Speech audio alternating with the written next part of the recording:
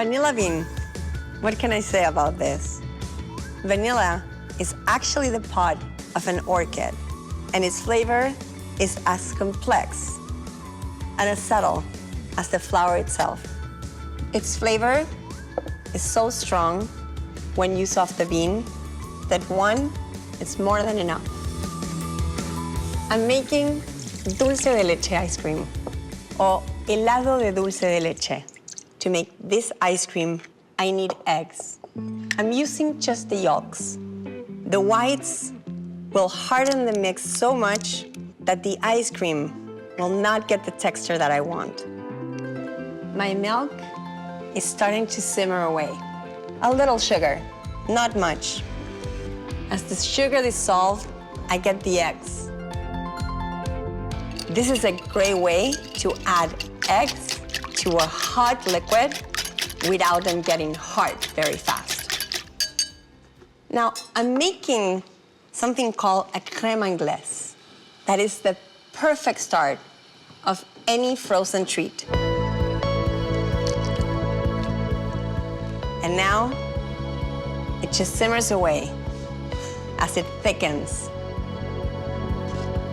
To check if it's thick enough, a finger that forms a steady trail on the spoon is the indicator. With the cream nice and warm, I want to add the flavor, the dulce de leche, what is going to make this an Argentinian frozen treat. Store-bought or homemade, it doesn't matter. But I want to make sure I add lots and lots. An amazing treat. Now, to make this ice cream my own, I decided to use a little rum. And it's gonna give me a little tool for the ice cream not to completely freeze. I'm making sure I strain this mix very well. This way, the ice cream is gonna be much more creamier.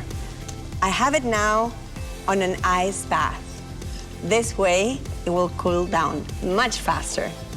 Here is where the real magic happens.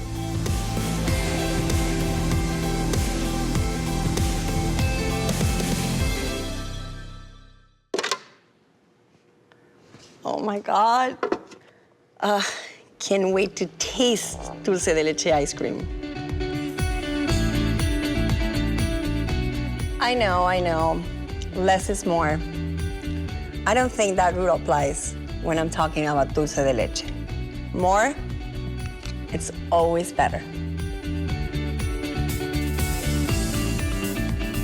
Now, this is the perfect end to a hot summer day or the perfect start to a new tradition.